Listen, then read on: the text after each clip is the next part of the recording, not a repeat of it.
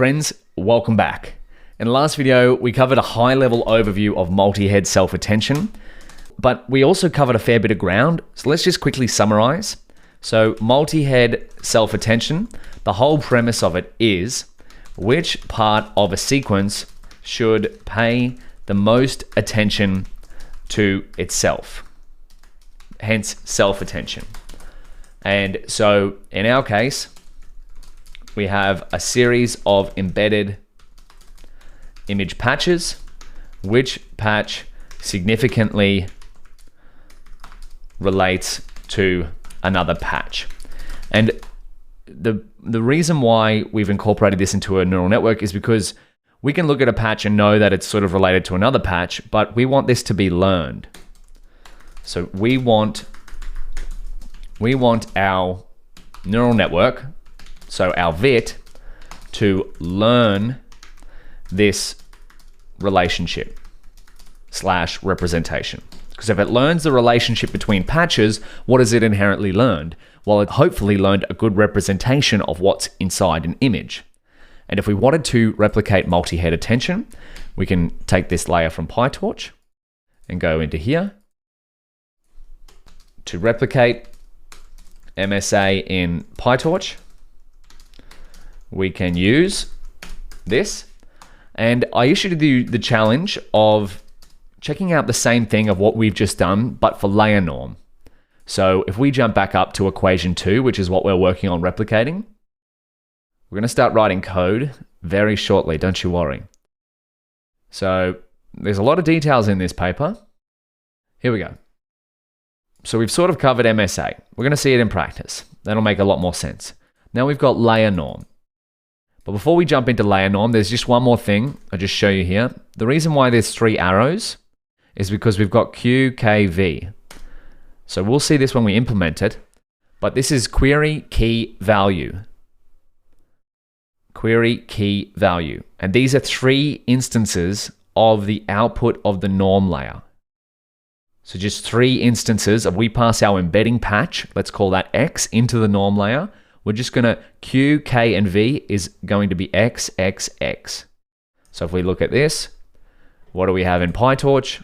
What does it take as input? If we come down to here, in the forward method, it takes in a query, key, and value. We'll see this when we implement it, but that is from here, query, key, value, scale, doc, product, attention. And then if we come back to the keynote, we have query, key, value. Just realign it to here, query, key, value. Query embeddings, key embeddings, value embeddings. Beautiful. So let's come back. What were we up to? So we have Layernorm. So Layernorm equals, what did you find when we researched Layernorm? What is Layernorm? Understanding and improving layer normalization. There we go. Layernorm in PyTorch. Look at all these resources we have. So what does this say? Layer normalization, Layernorm, is a technique to normalize the distributions of intermediate layers. It enables smoother gradients. Beautiful, that's what we want.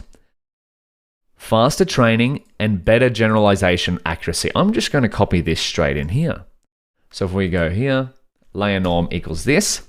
And the way I like to think about normalization equals, so we want to make everything have, so when it says distribution, normalize, we want to make everything have the same mean and same standard deviation. And then if we look up Layernorm in PyTorch, what do we have? So applies layer normalization over a mini batch of inputs as described in the paper. The paper is going to link us to here. And the mean and standard deviation are calculated over the last D dimensions. Where is D in our replication so far? Where D is the dimension of normalized shape. So let's just bring this into here. We're going to tie all of this together with code in 1 minute. In PyTorch equals this. So normalizes values over D dimension. In our case, the D dimension is the embedding dimension. Oh, I love it when pieces of the puzzle start to fall together. And so if we want to look at the embedding dimension, this is our layer norm here. This is C in the case of the color channels. When we output from the convolution layer, what are we projecting to? Our out channels of our convolution layer and our patch embedding goes to 768, or our D dimension. So we're going to normalize across our embedding dimension. Now, how is that going to help? So we can get out of a few things here. What is Layernorm? If you want to research more, please feel free to do so. We're going to focus on coding this out. If in doubt, code it out. So when we normalize along the embedding dimension, it's like making all of the stairs in a staircase the same size. And now this is my little analogy to sort of explain normalization and how I understand it in many different cases. So let's find an image of a staircase. So you can think of, where's a good image? Here we go. So imagine you're trying to walk down these stairs. So that's what gradient descent does, right? But it tries to get to the bottom of a loss curve. We want a loss curve. Gradient descent is trying to get to the bottom of a loss curve. What do we have gradient descent here? Gradient descent. Yeah, there we go. We're trying to get to the bottom. So this is what we're trying to do with the staircase. But imagine each one of these stairs is a sample in your data set.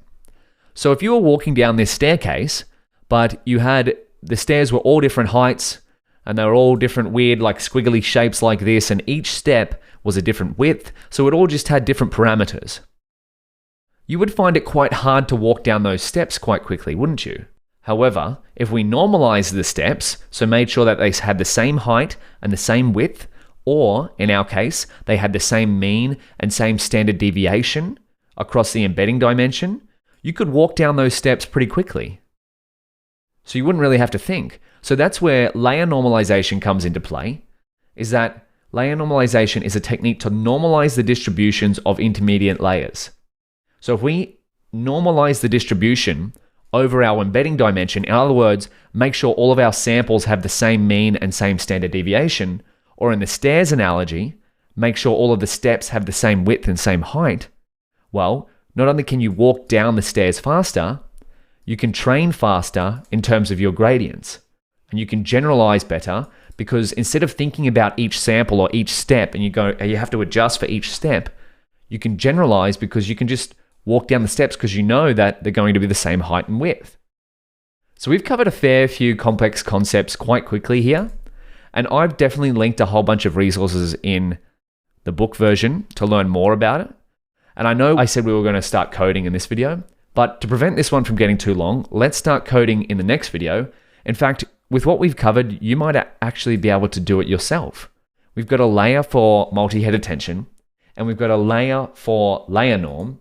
So how about we start off by creating a class called multi-head self attention block, nn.module.